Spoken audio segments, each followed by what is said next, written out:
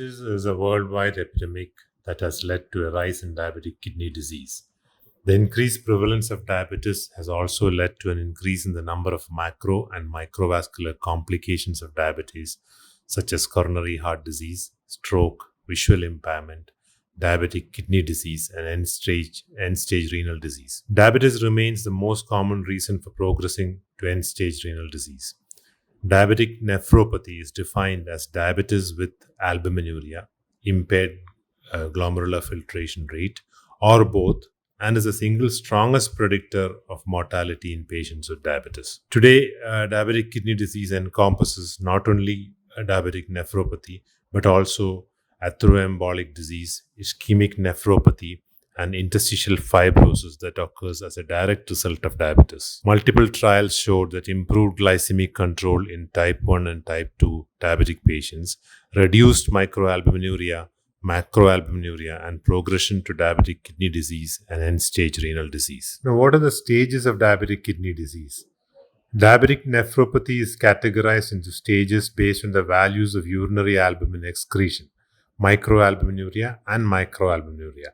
So microalbuminuria cutoff value 20 to 199 micrograms per minute, and macroalbuminuria cutoff value more than 200 micrograms per minute. Although microalbuminuria has been considered a risk factor for macroalbuminuria, not all patients progress to this stage, and some may even regress to normal albuminuria. Now, what are the common symptoms in patients with diabetic nephropathy? Actually, in early stages of diabetic nephropathy, you may not notice any signs or symptoms.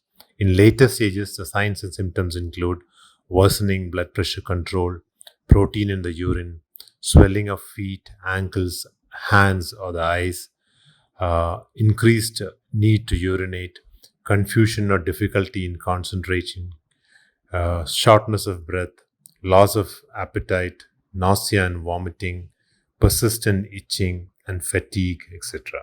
Now, what are the histopathological changes that commonly seen in diabetic kidney disease? There's mesangial expansion caused by increased matrix secretion and cell enlargement is the first change seen.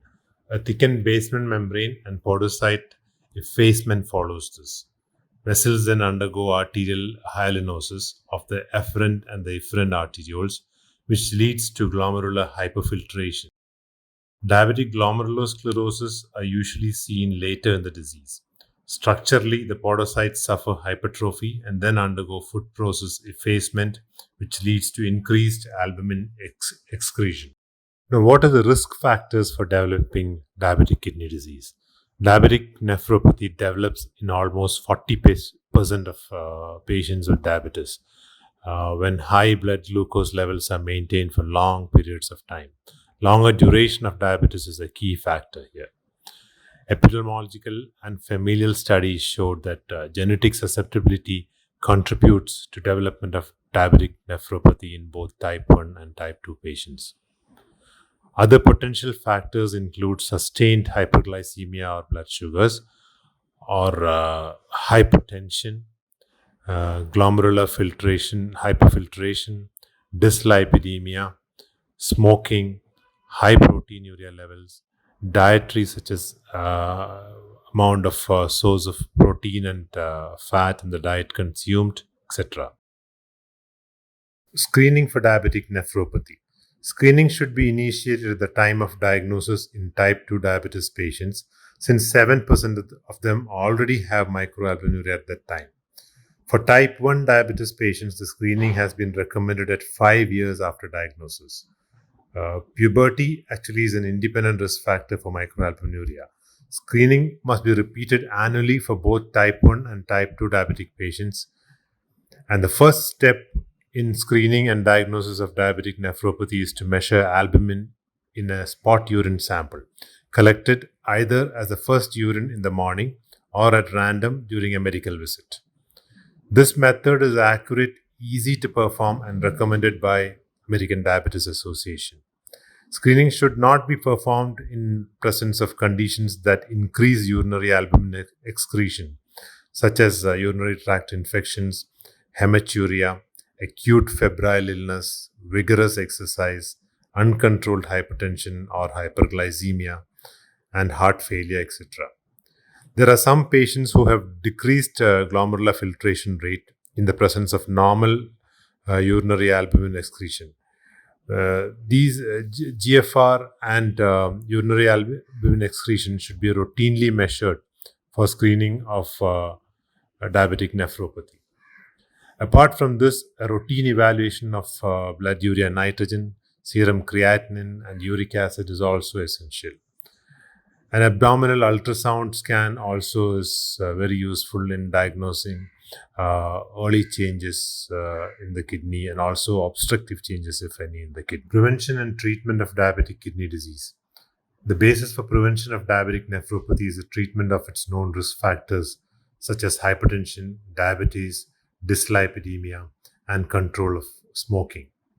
This includes intensive blood glucose control, which showed significant reduction in micro and macroalbuminuria. Maintaining glycated hemoglobin level below 6 also significantly reduced the risk of progression to diabetic nephropathy. Treatment of hypertension dramatically reduced the risk of cardiovascular and microvascular events in patients with diabetes. AC inhibitors and ARBs significantly diminished the risk for diabetic nephropathy. The goal of treatment is prevention of progression from microalbuminuria to macroalbuminuria, the decline of renal function in patients with macroalbuminuria, and occurrence of cardiovascular events. Dietary interventions, dyslipidemia control, anemia correction, low-dose aspirin usage, weight reduction, etc. also plays an important role in preventing progression to diabetic nephropathy. Diabetic kidney disease remains the main cause of end-stage kidney failure in the world. The only accepted medical treatment for diabetic kidney disease is RAS inhibition. Newer agents such as SGLT2 inhibitors are novel, promising therapies. Despite all this, many patients still progress to renal failure. In such cases, and in end-stage renal disease, hospitalized management, renal dialysis, and ultimately renal transplantation is the only choice.